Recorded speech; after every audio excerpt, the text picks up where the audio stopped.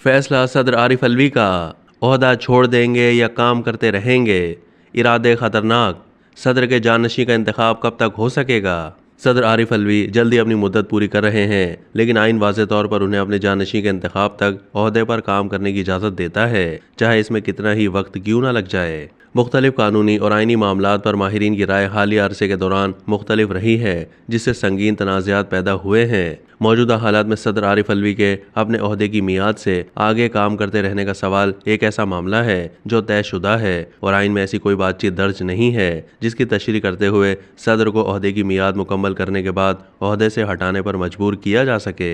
ताहम अगर वो अपनी मुद्दत पूरी होने पर अज खुद ओहदा छोड़ने का इंतखाब करते हैं तो ऐसी सूरत में आइन में उनके मुतबादिल के लिए वाज़ेह बात मौजूद है। अब तक सदर ने अपना इरादा जाहिर नहीं किया कि वह ओहदा छोड़ देंगे या काम करते रहेंगे। सदर आरिफ अलवी की 5 साल मुद्दत मुलाजमत 9 सितंबर को ख़त्म हो रही है। आइन के आर्टिकल 44(1) के मुताबिक सदर ओहदा संभालने की तारीख से लेकर 5 साल की मुद्दत के लिए ओहदे पर काम करते रहेंगे और मुद्दत ख़त्म होने के बाद जब तक उनके जानशीन का इंतखाब ना हो जाए उस वक्त तक वो ओहदे पर फाइज रहेंगे। सदर के ओहदे पर फाइज शख्स इस ओहदे के लिए दोबारा इंतखाब का अहल होगा, लेकिन कोई शख्स इस ओहदे पर मुसलसल 2 मियादों से ज्यादा नहीं रह सकता।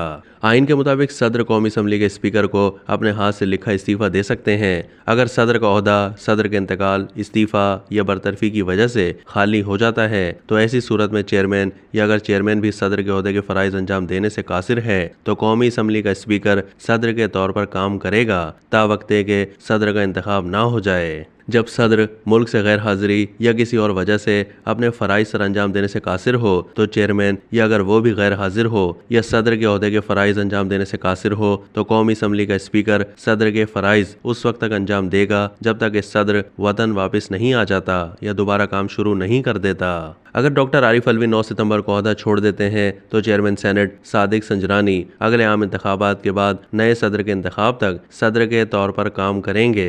सदर के दफ्तर का इलेक्टोरल कॉलेज पार्लियामेंट के दोनों ऐवानों यानी सेनेट और कौमी असम्बली और चारों सूबाई असम्बलियों के अराकीन पर मुश्तमिल होता है। आइन सदर की मियाद खत्म होने के 2 महीने के अंदर इंतखाब की इजाज़त देता है, लेकिन एक नामुकम्मल इलेक्टोरल कॉलेज की वजह से गुज़िश्ता PDM हुकूमत के लिए नया सदर लाना मुमकिन नहीं था। न सिर्फ 2 सूबाई असम्बलियाँ पंजाब और KP पहले ही तहलील हो चुकी हैं, बल्कि PTI के बेशतर अरकान कौमी असम्बली भी मुस्ताफ़ी हो चुके हैं। अगर असम्बलियाँ तहलील होने की वजह से सदर का इंतखाब नहीं हो सकता तो ये इलेक्शन आम इंतखाबात के 30 दिन के अंदर कराए जाएंगे। इस सूरत हाल में नए सदर का इंतखाब आइंदा इंतखाबात के 30 दिन के अंदर किया जाएगा।